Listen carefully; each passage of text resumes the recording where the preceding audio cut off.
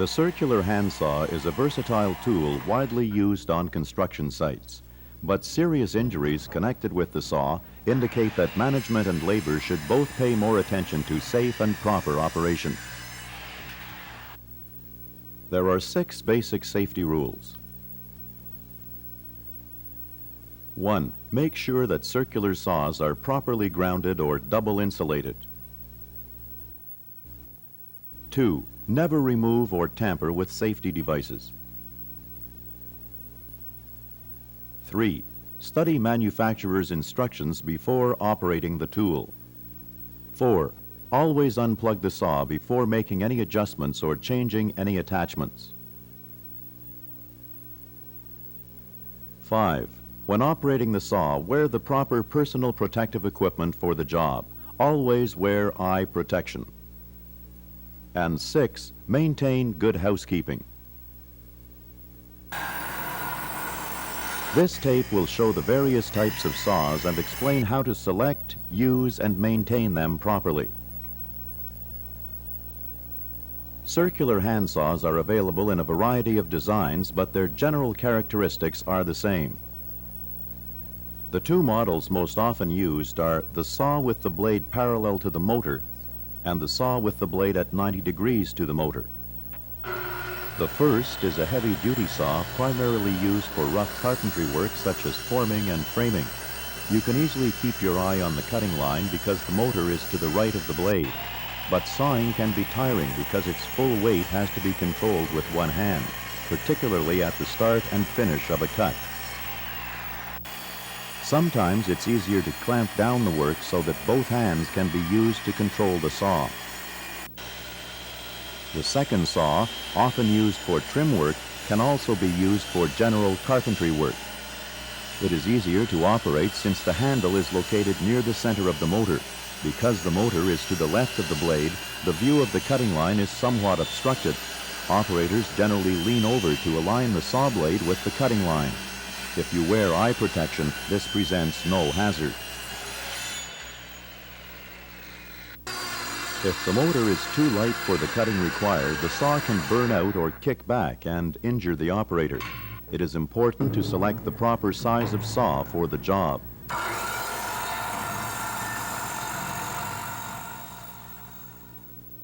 Manufacturers are aware of the often serious injuries caused by power tools. Accordingly, a number of safety features have been developed. Never tamper with such devices.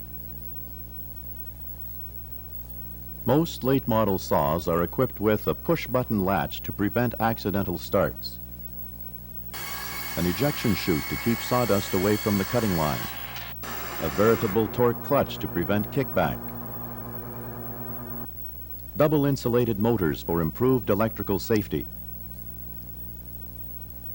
and most important of all, a telescoping guard to prevent accidental contact with the blade. It is important to check the power supply for faults before connecting any electrical equipment. A pocket circuit tester can reveal whether anything is wrong with the power supply, such as no ground or reversed polarity. If you are a new worker joining a construction job already in progress, make sure that you are informed about the power supply setup. Workers often have to operate electric saws in mud or on damp floors.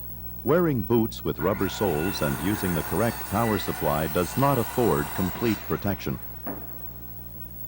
Use a ground fault circuit interrupter, otherwise known as a GFCI, to prevent shock. The GFCI will detect any current leaking to ground and automatically shut off the tool. The tool and power supply must then be checked for ground fault. Always tag defective tools and warn management about the problem. Most saw injuries can be prevented if telescoping guards are working properly. Operators should check the guard regularly, particularly before using a saw that belongs to someone else. A blade guard may fail to return properly because of a weak or broken spring, a bent shoe caused by dropping the saw, or bearings seized by a buildup of sawdust, gum, or other residue. Using the saw upside down on ceilings or vertically on walls can cause sawdust, especially wet sawdust, to collect in the guard housing. This can keep the guard from working properly. To avoid the problem, periodically remove the saw from the cut, turn it right side up, and clean out the sawdust by either shaking the saw or running the motor freely. When a saw is used to make angle cuts, such as a bird's mouth on rafters, the guard often has to be lifted manually. Always use the retracting lever on the guard. Never reach under or behind the saw to lift up the guard. The rotating blade can cut your hand. Never use a saw with the guard wedged or pinned back. One thoughtless moment and the exposed blade can cut your fingers or leg when the saw kicks back, or your toes when the saw is put on the floor with the blade still rotating. Carpenters will often bring the saw back to their leg after finishing a cut. Many have been injured because the guard was wedged and the blade still running.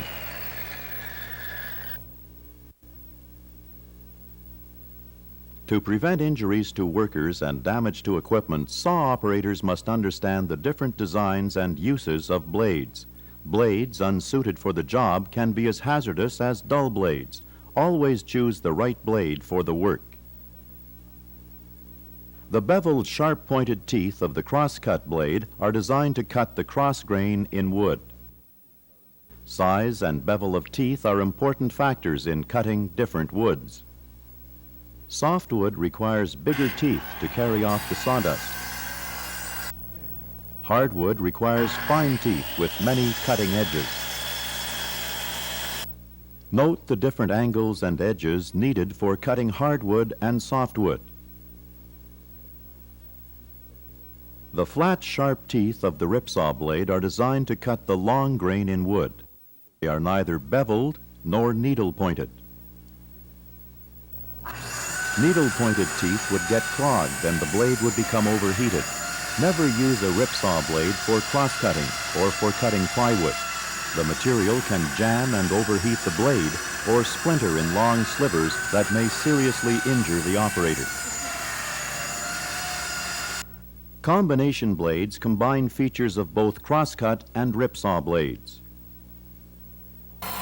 It can be used for cross-cutting and ripping, or for cutting plywood. Carpenters on construction sites prefer the combination blade for rough woodwork such as stud walls and formwork because they don't have to change the blades. The teeth are alternately beveled and have a straight front. The heel of each tooth is not lower than the heel of the tooth on either side of it. Standard combination or miter blades are mainly used by trim carpenters. It includes teeth for cross-cutting, raker teeth for ripping, and deep gullets for carrying off sawdust. The blade can be used for cutting both hardwood and softwood and for mitering. Some of the blades we have seen are also available with carbide-tipped teeth. The blades stay sharp longer, but are more expensive to purchase and to sharpen than ordinary blades. Take special care not to strike metal when using a carbide-tipped blade. The carbide tips can come loose and fly off, injuring the operator and ruining the blade. When a saw must labor because of binding, the blade will run hot and create internal stresses that can warp the blade. This creates a wobbly motion and may cause the saw to kick back or stall. Such blades can often be recognized by blue marks near the middle and should be discarded or reconditioned. Always keep a number of blades on hand so that you have a sharp blade suited to the job. Blades should be sharpened or changed frequently to prolong saw life, increase production, and reduce fatigue. Never support the work on your leg or hold it in the air with one hand and cut with the other. Material to be cut should always be supported, preferably on a sawhorse or cutting table. A sawhorse can take a few misguided cuts, Your body can't. Always stand to one side and keep your fingers at least 6 inches away from the blade. If the saw kicks back, it most likely will not cut you. Watch that the cord does not get caught. This can stop the saw abruptly and cause it to kick back. Keep the cord to one side so that it's free to move in the same direction as the saw. Small pieces of lumber should be clamped down to ensure safe, accurate cutting. Never try to hold a small piece by hand. The saw can twist the piece out of line with the blade and kick back to cut your fingers. Plywood is one of the most difficult materials to cut with any type of saw. The overall size of the sheet and the internal stresses released by cutting are the main causes of difficulty. Large sheets should be supported in at least 3 places, with one support next to the cut. Material to be cut should be placed with its good side down if possible. Because the blade cuts upward into the material, any splintering will be on the top side. Use just enough force to let the blade cut without laboring. Hardness and toughness can vary in the same piece of material, and the knotty or wet section can put a heavier load on the saw. When this happens, reduce pressure to keep the speed of the blade constant. Forcing the saw will result in rough, unacceptable cuts and will also overheat the motor and blade. Damp plywood, wet lumber, and lumber with a twisted grain tend to tighten around a saw blade and can cause kickbacks.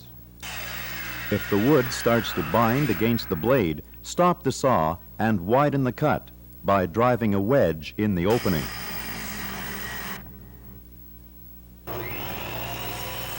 The circular handsaw can be used to cut pockets, but the operator must follow a careful sequence. First, disconnect the saw from the power source and adjust the blade for the desired depth of cut. Then, plug in the saw. Tilt it forward and rest the front of the shoe on the material. Use the retracting lever to draw the lower guard back into the upright position. Lower the saw until the front teeth are almost touching the line. Release the guard and let it rest on the wood. In this position, it will open freely. Pay special attention to the next steps. Switching the saw on, lower it until the front teeth start cutting the wood. Keeping it tilted forward, push down and forward with even pressure until the shoe rests flat on the material. Otherwise, the back teeth will bite into the wood and cause the saw to kick back dangerously. When the cut is complete, let the blade stop rotating before withdrawing it from the cut. On each new pocket cut, repeat the same procedures. Never tie or wedge the lower guard in the open position. Let's have another look at this procedure. Tilt saw forward. Rest front of shoe on wood. Retract lower guard. Lower saw until front teeth almost touch wood. Release guard to rest on wood. Switch saw on.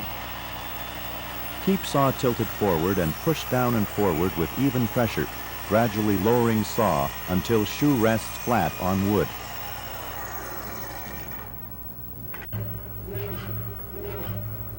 When sharpening, always remove the blade from the saw. Except for carbide-tipped blades, most blades can be touched up several times with a file before they have to be sharpened mechanically. The proper shaping, setting, and sharpening of circular saw blades is important for safe and productive work.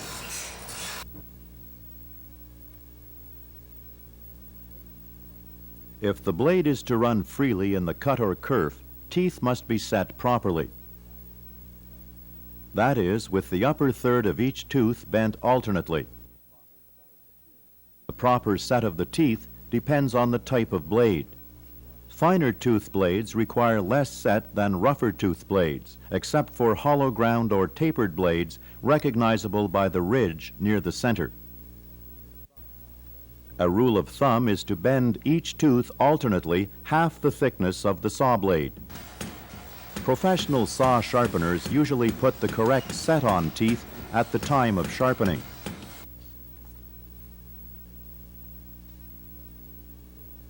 When changing blades, take the following precautions. Disconnect the saw from the power source. Place the saw blade on a piece of scrap lumber and press down until the teeth dig into the wood. This prevents the blade from turning when the locking nut is loosened or tightened. Some saws are provided with a mechanical locking device. Install the blade with the teeth pointing upwards. Always tighten lock nuts in the opposite direction to blade rotation. Make sure that keys and adjusting wrenches are removed before operating the saw. Proper adjustment of cutting teeth holds blade friction to a minimum, removes sawdust from the kerf efficiently, and results in cool cutting. The blade should project the depth of one full tooth below the material to be cut.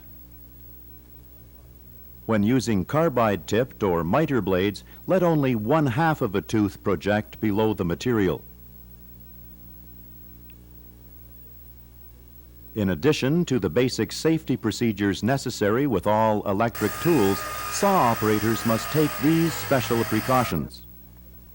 Always stand out of line with the cut. If the saw kicks back, your body will be out of the way. For the same reason, do not hold the work with your hand behind the saw. Use a proper bench, horse, or other solid object to support the work, not your leg or boot. Never reach under the work while the saw is running.